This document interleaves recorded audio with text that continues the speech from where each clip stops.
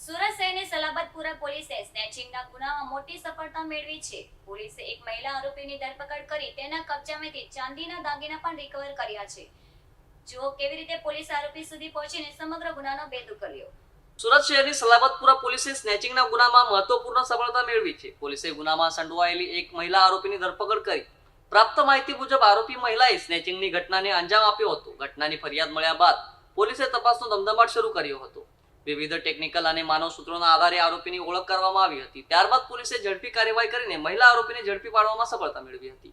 પૂછપરછ દરમિયાન આરોપીની સંડોવણી સામે આવી હતી. પોલીસે આરોપીના કબજામાંથી ચાંદીના દાગીના પણ રિકવર કર્યા છે. જપ્ત કરાયેલા દાગીનાની કિંમત અંગે તપાસ ચાલી રહી છે. આરોપી પાસેથી અન્ય ગુનાઓ અંગે પણ માહિતી મેળવવાનો પ્રયાસ કરવામાં આવી રહ્યો છે. સલાબતપુરા પોલીસે આરોપી સામે કાયદેસરની કાર્યવાહી હાથ ધરી તેમજ શહેરમાં ચોરી અને સ્નેચિંગના ગુનાઓને અટકાવવા પોલીસ સતત સક્રિય કામગીરી કરી રહી છે. હાલ સમગ્ર મામલે વધુ તપાસ ચાલુ છે.